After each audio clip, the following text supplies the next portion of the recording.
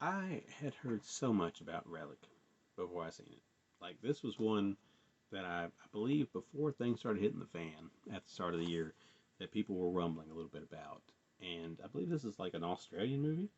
I feel like it's Australian, either Australian or it's UK. I don't know. Don't quote me on that. It's one or the other. And it's been a couple of days, so I can't remember which accent tone it was. But Scream Factory has released this. It's out now, Blu-ray. I don't know if there's a DVD of it. I wouldn't think there would be, but it's interesting. It's about this woman and her daughter who go to check on the mother of the woman when they haven't heard from her for a while, and when they get there, she's not there, and things seem a little unsettling. Things are a little out of place from where they used to be. But then the grandmother here returns, but something's off. So then we start our kind of slow process of building to the finish. And when you get to the finish, it's not what you would expect. I mean, it kind of is, but it kind of ain't. I feel like the whole thing is kind of like a play on dementia. You know, Alzheimer's, dementia. It plays a big role in it because everything she does that's creepy to the outside people are like, well, it's just like dementia or something. But of course, we see her do some weird and wild stuff, and we realize pretty quickly that things are not what they seem.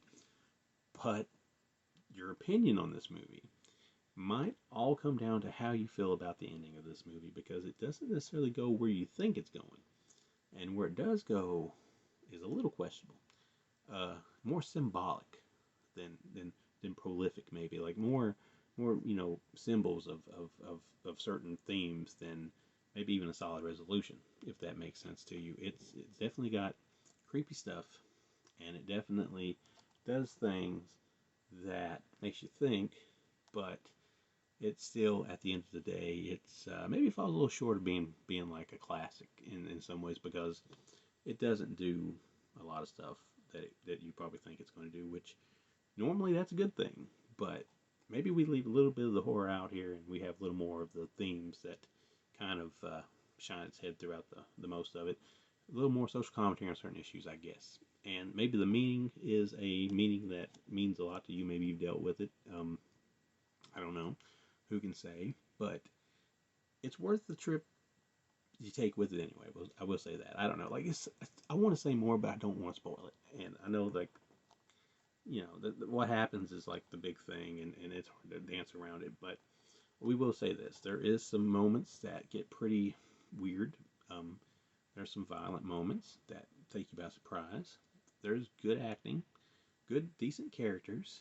Um, the dementia theme is solid and it's used quite well here. And then when you figure out what's really going on, you're like, I don't know what just happened. So you got that. But this is from Scream Factory. It's IFC Midnight Release 2, one of their double release types things. Audio descriptive track is what it says special feature is. I didn't check that out, so I don't know what that means. But then you got trailers. But this is Scream Factory. It's a 3 out of 5 for me. Just good enough. I'll give it a solid 3. Like if you're going to give different levels to ratings, I'll say it's a solid 3. It's not a low 3. It's a solid 3. You get alternate cover there, which I mean that's not bad, but I think I prefer that one. Is it good enough for a year-end list? I don't know if it's going to be good enough for mine. If I did a top 20, even though it was a 3 with the year 2020, with the way it's been, it could find its way on there. But we'll just have to wait and see. But it is worth a watch. But don't expect it to, completely blow you away. Although it will probably make you think a little more, maybe leave you a little more questions and answers at the end. But that's not always a bad thing. And that's Relic from Scream Factory / IFC Midnight. 3 out of 5. Worth watching.